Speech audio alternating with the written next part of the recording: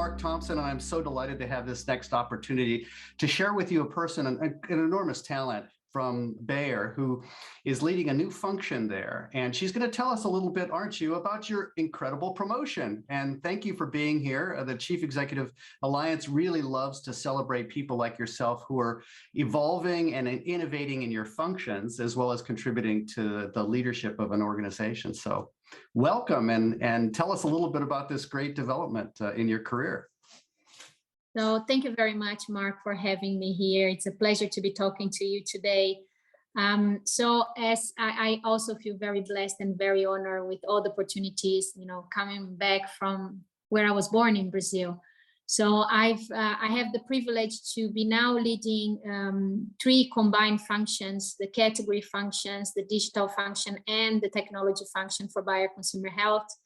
And I see in this a great opportunity to really use technology, data, and really the platforms to the benefit of consumers and customers. When we think about the categories, we think about the centers of excellence, the digital transformation programs. They are all enabled by technology in one shape or form. And when we think about the future, even more, it was, for most of us now, probably it's 2 years or more that we have been to China. So for me, it's 2.5 years since my last trip to China. And there I was already seeing how the technology in your mobile phone is already helping people to take better care of their health, even for things like Alzheimer. So there is so much still to come.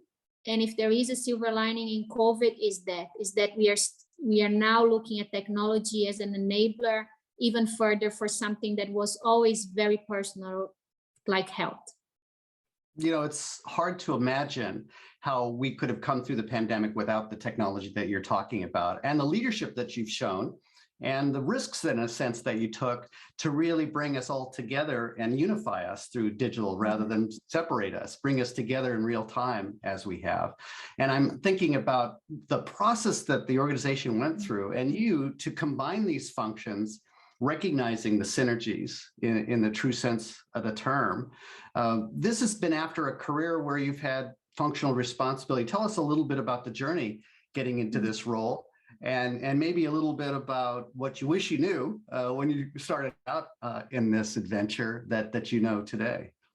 For sure. So as I said before, I'm Brazilian. I come from an Italian heritage family, immigrants in Brazil, entrepreneurs. And I had I've started working professionally in 1992. So this says a lot already. You're talking about feeling dated. So here it goes. And in this 30 years or so, I had the opportunity to work in, blue chip companies, FMCGs, pharma, consumer health, in consumer care, in home care, personal care, foods, beverages. So I had a great opportunity to see many different industries in local roles, in regional roles, in global roles. So I had local roles both in Europe as well as in South America and North America, as well as regional roles in Latin America, Europe, and then global roles. Normally they're based out of Europe because the time zone is very helpful for global roles. When you're trying to connect from people from across the globe, London tends to be a really good time zone to make sure that you're not stretching your team. So when I'm looking back, Mark, what were the things that I wish that I knew? I have to know where someone is, you need to understand where they come from. So I think for me, this is an important say. I've been very blessed with an incredible example out of my father and my grandfather on how to behave and the values as a professional. They were both incredible, successful business entrepreneurs. My grandfather had hotels, my father had restaurants. And the most important things, which I didn't know because I was too young to know, I learned by observing them, their work ethics, their concern about the communities and clients. And this was much, much, much earlier before anyone talked about, purpose or ESG or etc. So that was, I think, the best thing that could have ever happened to me as a professional, because I got to observe live how it was really happening. And until this day, I have lessons that I take from there. I think if I look back now on the professional setting, because it's very different than the family business setting, the two things that I wish I knew earlier were the power of collaboration. I think when we are younger and upper coming, you know, one day somebody tells you that you're high potential, and then you go into a competitive mode, and it goes like, you know, you focus your attention on growing, and I think you lose the opportunity on seeing how growth also comes from bringing all the different perspectives and the collaboration along the way with you, not just internally from people, but also from other companies. You know, some of us, we come from companies that had the end-to-end, you know, they were planting tomatoes and selling ketchup. And today we see that most of the new up and coming companies, they don't own any of those things. So I think getting a really good grip on the power of collaboration is something that I think I wish I would have learned much earlier. And the other one was the difference and the difference between leading by doing and leading by influencing, and how leading by influencing is much harder, but it's also much more important and stronger for a leader to have and to nail. So this would be the two things that I have top of my mind.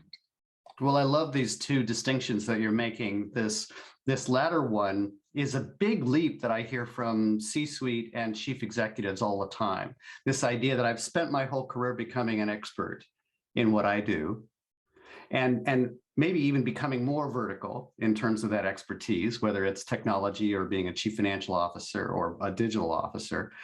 And then when you get into the C-suite, you do have to be the influencer, not the doer, and that people will come to you and ask you questions, you know, make decisions for me, give me advice. There's a difference between those two things, the advice or the decision-making. How did you decide, and what did you learn to kind of make that transition between the fact that, you know, you're in a sense, they bet on you to just be that deep expert, and they still need that deep expertise. Now your job is to influence, develop, and mentor and coach other people. I think the first realization, you bring such a wonderful point. The first realization is that when people made bets on me, it was not because of what I knew. And you first think that, you know, they're making a bet of me because I'm so good at this and I have shown results and I have delivered. Right. They bet you for what they think you can be. And I realized that because for me, bets means that people took the chance to put me to do jobs that I had no experience doing before, leading much bigger teams, going to an area where I haven't done any work. But they believe in my potential of learning. They believed in my curiosity of asking the right questions. They believed on my behavior of always being very enthusiastic and driven and solution driven, more than problem driven, and really focus on high performance through teams. So you said it beautifully, and I could never say it better. I think this realization on when we are younger or less senior in our roles, that, you know, for every single question that I'm asked, I shall know the answer. And there will no one that will know better about my business than myself, right? So I think it's that was the meaning of being prepared. And I believe being prepared, right? Of course. So today what I found is there is a lot of power on having a conversation, and when it goes, especially in the digital world, because every time I wake up, I realize that I need to know something new. So there is a lot of power on saying, okay, tell me what's the problem. Let me understand what's the root issue.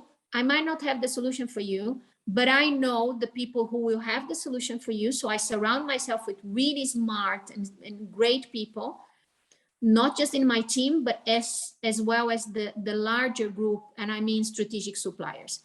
So for me, this is where the power is, because then you multiply your opportunity. Of course, the basic foundations, your business, your numbers, your people, your KPIs, you need to know. But some of this double click, Mark, I am, and maybe I'm still on my first 30 days of my new combined job. I'm much more into, okay, let me listen, understand, and I will find who is the best person for this. And in some cases, in a lot of cases, it's not going to be me, but I will make sure that I find what's the solution.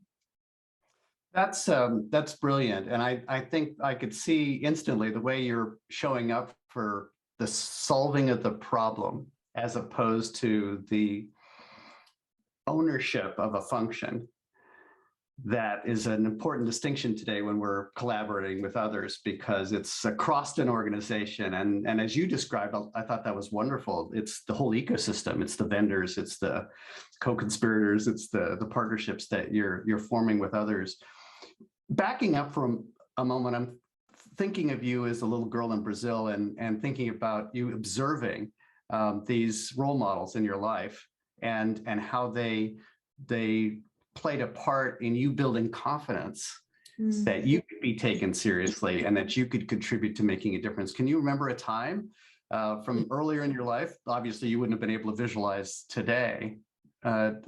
Tell me how you started to develop that sensibility that you could break away and go to college and then start to lead a global company. Wow, this is so deep in my heart. Well, I'm the first person in my family to go to university, because most of them were successful entrepreneurs and life took a different path for them. But I think I was prepared since very young age for that, because my father had 5 brothers. My grandmother had died very young. So there were 6 boys, my grandfather and his 5 kids.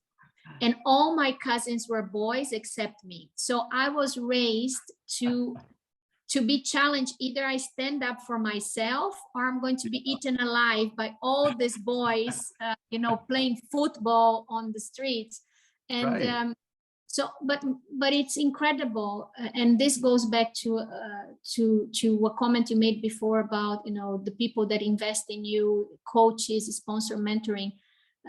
We never realize how powerful it is when somebody believes in you, and I will never forget until the day I die, the day that my father said, "You can do whatever you put your mind into it." And he said in the context where I was really facing a challenge. And it was all the boys and the cousins, and I was not making my way through that, and he said, put it in your mind. Do you want to do it? You are going to find a way to do it. And I did, and I did my way. And I think this was so important, because he never said you have to be like the boys and then you are going to be accepted, to be part of the pack. And of course, because in Brazil, if I go back when I started my career, I don't remember any women in the boardroom. So there was no reference. And at that point, I remember there were some international ones that we will see in reading books or reading articles. And half of them, they were all trying to sort out how to bring their best self. Half of them, you look and you thought it were men with wigs, because it was mimicking the male behavior, because there was no reference, right? It's very difficult. So the thing that helped me the most was that confidence, because I always thought so highly of my father. He was someone that he was like that. He put his mind, and he never went to university. So he had business in the hospitality, and he decided, I need to be prepared to welcome anyone that comes. So he taught himself to speak many different languages, all the things related to food and restaurant. So whoever arrived in the restaurant, if they were from Japan or if they were from France, he would be able to communicate with them and make them feel welcome. And I look and I saw this man that, until this day is my biggest inspiration. if he thought that little me could do anything, I put my, who was I to say that I couldn't do it? So, and this is something that continues in my life because I make a point of making bets in people, and I have never disappointed myself. Never. And you've been able to make that judgment how? Has it been, there's a set of criteria that have emerged from observation about going all the way back to that time, because you'd see probably his frustrations and successes with talent. And that's, of course, the biggest thing that you do now as a leader in the C-suite is to choose and to evangelize for and to coach the people on your team. No, this is a tough one. And I always think to myself, there is nothing more difficult than try to negotiate a salary with a chef. And this is one thing I've learned with my father, because there is no way. You have to do it, because otherwise disaster will come. I think first start with a set of values, shared values. I think this is the first thing. In terms of ethics at work, in terms of proactive versus reactive, in terms of enthusiastic versus passive. And there is a couple of things that for me are within my mode. And then observing, I have a particularly preference for fast learners, people that can quickly learn new things. They don't need to know the things if they are agile learners. The second thing is people that find it easy to step in someone's shoes, because if you can understand the other, you probably can understand the other function, the consumer, the customer, the shareholders. And ultimately, I have a magnet for curious people, but curious with a purpose, not without a purpose. Because curious people without a purpose, they start all the new things, but they never finish anything. So I love curiosity with a purpose. So these are the things that I look, and even if, and I say I never disappointed myself, because there is always a lesson in this, and there will be people that will fly, and most of the people, they will fly, and there will be people that will struggle. But on this struggle, I also learn what is my role as someone that made a bet. And for me, this is very valuable, as valuable as seeing the talent progressing and flying. Standing still has never been one of my best suits. I certainly feel that, and I think it's a reflection. It's certainly reflected in your performance and your success as an executive. And I'm thinking about how there's a little bit of that entrepreneurial DNA that's also flowing through your veins, that's allowing you to take risks on people and actually think about the bets, because they don't always work out. How do you deal with the setbacks or when you're disappointed and don't feel like you've or maybe even given the opportunity that you deserve? I'm sure that must have happened all along the way, and you kept going anyway. People talk about persistence, but not very much about how to be persistent when life serves up disappointments. How would you approach that? Because you obviously have been going the distance. Yeah, look, I think building my self-awareness is something that always served me really well. And of course, like I'm human, and I'm human, half Brazilian, half Italian. So this is double human from an emotional point of view. I don't hide my frustrations. I work within them, and I'm open when there is something that is frustrating me. I'm open, especially with my direct team, and I said, look, instead of just exploding or having anything like this that I believe doesn't construct anything, I said, look, I need a moment to think, because this is frustrating me for this, and that reason. So I've noticed that when I did that, I invited people to help me with the solution. It's not easy, because if we go back to the story that I told you about how I was raised, having to stand up for myself, being vulnerable was something that I've learned very late in life. The Latin America breadwinner woman in the corporate world, one thing that people do not tell you is that vulnerability is a superpower. So it took me a long time to learn that. Now I'm, I don't feel any shame on saying, this is killing me. Help. I'm stuck. I can't get this. And 8 out of 10 times I get out better. I believe there are moments where it's important to make a stand, especially on things that are related to values. And you say, okay, so this is acceptable, this is not acceptable. But more than less, I think it's my attitude towards life. I believe, and this comes through life experiences, good and bad. I have a firm belief that putting myself in a place of a victim is not going to take me anywhere. Right. So you can appreciate that as I've worked now in 5 different countries, and I've been outside of my home country, my culture, my language for almost 15 years. The amount of times that people comment on my accent or things like that, you can either put yourself into the victim place saying, oh, I come from below the equator, or I can put myself in a place that, yeah, I speak 4 different languages. For sure, I'm going to have some accent, but I will keep improving myself. And I'm, maybe I try to learn German as well. And it's not going to be perfect, but I'm putting myself out there.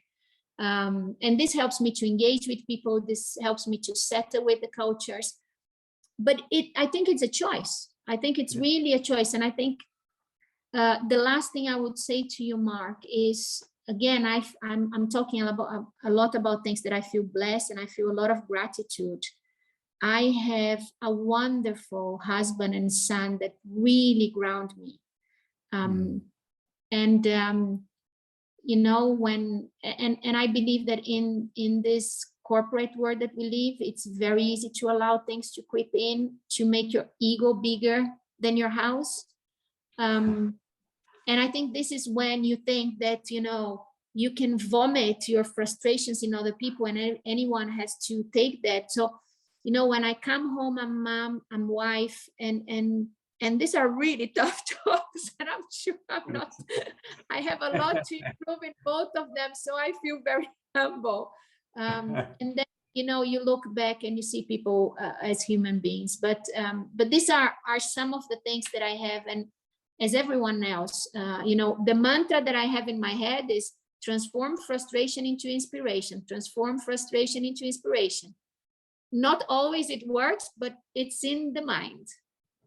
I love it. I am inspired. I'm getting chills thinking about the opportunity that you've had to have influence on others, because you're role modeling that. I feel it in this conversation, and I'm sure that the people who've had the privilege to work with you and to partner with you are feeling equally insightful, because they see how you show up. And that's where I want to really close, is to ask you about the relationship you have upward. Talking about your bosses and maybe even the board of directors. What would be your coach the coach? I'm a CEO coach. I work in the C-suite. I have the privilege of working with people who play on the field better than I ever did, but now I feel like this is my superpower, is to help encourage people to reach their highest and best impact on the world. And there are women and men who are doing extraordinary things around the world, and you've done it influencing for your peers. You've influenced the people who work with you. Tell us a little bit about what you would coach a new arrival or person who's aspiring to be you, because there's going to be a lot more of them after this broadcast. But what should we know about managing upward or managing with the people who have the power to make the ultimate call in your career and in the impact that you're serving up through your business? But this, oh my God, you put me on the corner here. What should I say to someone that knows it all? But look, and I'm sure you have experienced so many different aspects of the C-suite and the boardroom. So I will share my experience, and hopefully there is something in there that can serve. So I think the first thing is I'm now I am part, so I'm in the C-suite of the consumer health division. I'm also a non-executive direct member of a PLC company in the UK. And the first thing is the mindset of having a full business view. You can never show up as, again, we were discussing a little bit this at the beginning of the conversation. So when you sit in the exco, you cannot just sit there and only discuss, if you're CMO, only brand and advertising and brand equity. You're part of the leadership of the company that is responsible for the growth, for the profit, for the teams, for the culture. So having your value added there is critically important. You don't need to, and I think this is what not to do. You don't need to feel obliged to contribute in every single point, but this is the excess, right? The overuse. But you should know finance. I think there is some things in your market. People say, "Oh yeah, I love marketing because I don't have to know finance." Okay, so maybe you're missing something. So I think this is the first one, this holistic view of the business, this holistic view of talent. More and more, I think when we think about future facing, and I'm sure that the CEOs that you're coaching for the future, I see two things that are very important: digital understanding, the technology understanding, and ESG. But really understanding, not just, okay, let me just have the concept and then, we jump on the bandwagon. So these are things that I'm seeing both on my executive role as well as in the non-executive role, how technology is playing a much stronger role as enabler for growth, as enabler for connection, profit, and expansion, and how ESG is actually something that is quite non-negotiable and mandatory at the moment. If you see some of the big shareholders and the groups, yes, and you look at their annual letters, it started with diversity and inclusion, and now all those things are becoming table stake. It's not, it's not if you're going to do it, it's when you're going to do it. It's not if is this or profit. No. Is this plus profit. So in the future, I think this is if I compare the more traditional one, that it would be the profile, having done a lot of turnarounds or expansions or things like that. Growth normally was the big word, then profit becomes the big word, and then it's this holistic view of sustainable growth and profit, that sustainable considering the digital transformation, the ESG, and diversity and inclusion. And the last thing I wanted to mention here is there is such a benefit from having diversity. And by diversity, I mean geographic experiences, industries, not just the gender and some of the most visible ones in the C-suite and in boards, because the conversation is so much better, so much better. And for anyone listening, if you aspire to be in the C-suite or as a non-executive director in a board, prepare yourself, talk to people, let people know. One of the things that I observe a lot in women, Mark, is that some of them are ashamed to say, I want to be a CEO. They feel like it's not permitted to say, I want to be a mom, a wife, and a CEO. If people don't know what you want, they cannot help you. And to the power of collaboration, to the power of clarity and being vulnerable as well, saying what you want is also an act of vulnerability, because you're putting yourself out there. If you don't say, you don't feel like you can be rejected. So I will leave you with that. I think there is more and more, we talk about ESG, we talk about digital, but there is this personal trace of vulnerability that I'm more and more appreciating how powerful this is in a leader. And I have a lot to learn and to grow on this. I can guarantee to you, I'm very committed on this journey. Well, I feel that sense of commitment, and I think that as entrepreneurs, recognizing the fact that if we're all the same in the room, we're not contributing value.